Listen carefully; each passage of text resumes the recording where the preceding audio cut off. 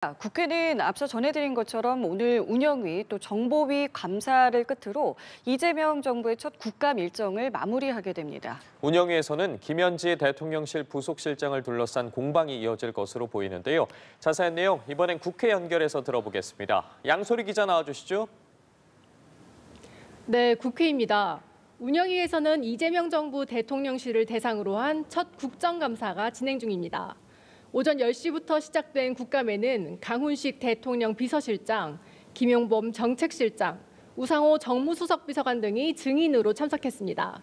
이 대통령의 최측근으로 꼽히는 김현지 대통령실 부속실장의 증인 채택은 무산됐는데 이를 둘러싼 여야 간 날선 논쟁도 계속됐습니다. 대통령실의 외교 경제 정책도 핵심 논의 내용입니다. 특히 여야는 한미 관세 협상 결과에 관한 공방을 이어갈 거로 보이는데요. 국민의힘 송원석 원내대표는 아침 회의에서 정부가 발표한 연 200억 달러 상한의 대미 투자와 관련해 재원 조달 방안을 공개하라고 촉구했습니다. 하지만 민주당 김병기 원내대표는 최악의 상황에서 최선의 결과를 만들었다며 대미 투자 특별법을 빠르게 통과시키겠다고 밝혔습니다. 이 밖에 정보위는 오전에 국회에서 경찰청을 상대로 별도 국정감사를 진행한 뒤 오후에는 용산 국방정보본부 현장 시찰에 나섭니다. 네, 국감이 이제 마무리되면서 양당 대표 민심 잡기에 나섰다는데 관련 내용도 전해주시죠. 네, 민주당 정청래 대표 등 당 지도부는 민주노총과 정책간담회를 열고 65세 정년 연장 문제 등을 논의했습니다. 민주당 정년 연장 특위는 정년을 65세로 늘리는 방안을 연내 처리하겠다고 밝힌 상황인데요. 국민의힘도 정년 연장에는 동의한다는 입장인데 다만 청년 일자리와 사회보장제도까지 종합적으로 고려해야 한다며 우려의 목소리를 내고 있습니다. 국민의힘 장동혁 대표는 오늘 오후 광주를 찾아 5.18 민주묘지에 참배합니다.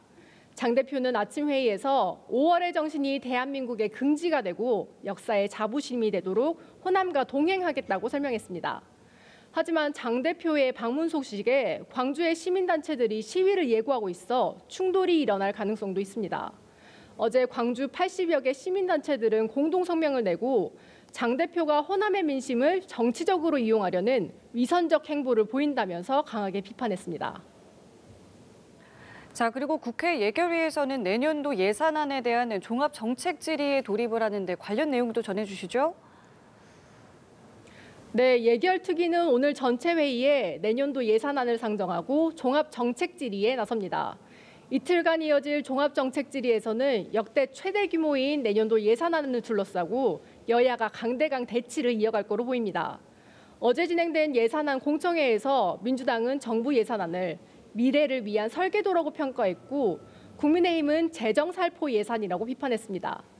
예결특위는 오는 10일부터 이틀간 경제부처 부별심사, 12일부터 이틀간 비경제부처 부별심사를 진행합니다. 지금까지 국회에서 전해드렸습니다.